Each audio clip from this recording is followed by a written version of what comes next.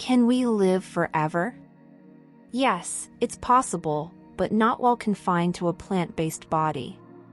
Flesh bodies are too fragile to endure the stresses of gravity, temperature extremes, radiation exposure, atmospheric chemicals, and elements of space.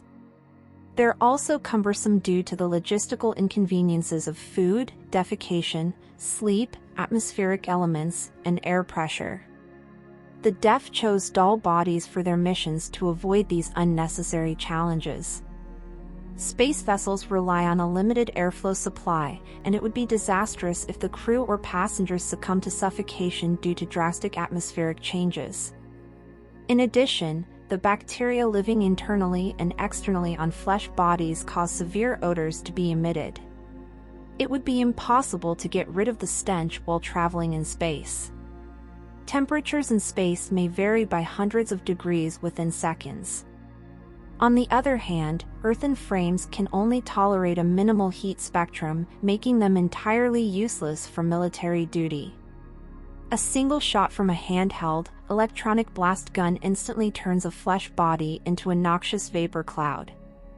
EBs trapped inside plant-based forms also suffer from a massive loss of their native ability and power. Although it is theoretically possible to regain or rehabilitate these abilities, the domain has yet to discover or authorize any practical means. Earthen forms are limited to a lifespan ranging from 60 to 150 years, a significant impediment to military duties since some DEF assignments require a century or millennium. Dull bodies can be reused and repaired almost indefinitely. The first development of biological bodies designed to inhabit the physical universe began about 74 trillion years ago.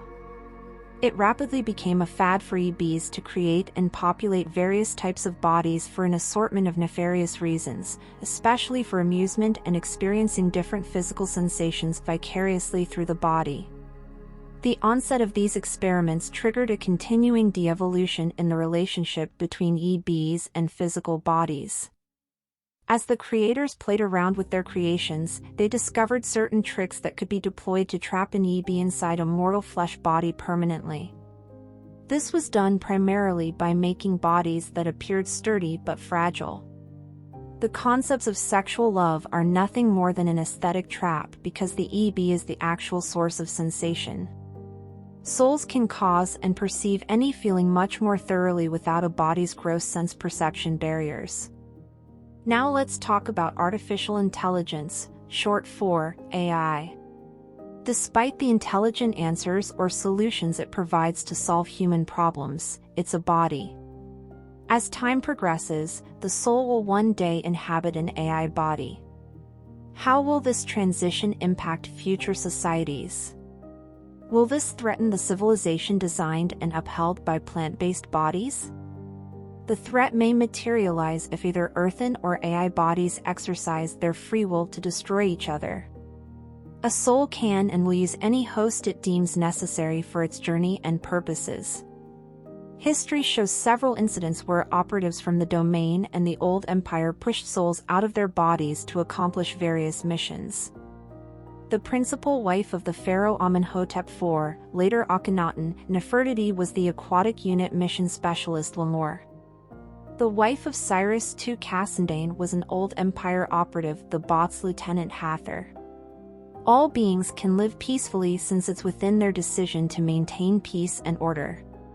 Unfortunately, according to the domain's findings, 30% of Earth's population consists of criminals ferried from other planets.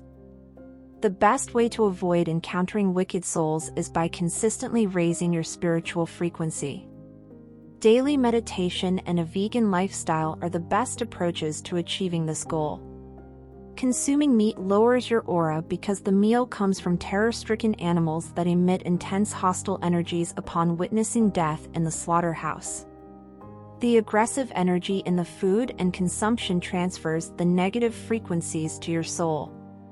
What is the future of AI and human interactions?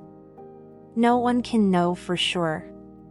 However, whether war might break out between AI and humans due to hostile souls inhabiting machines remains unanswered.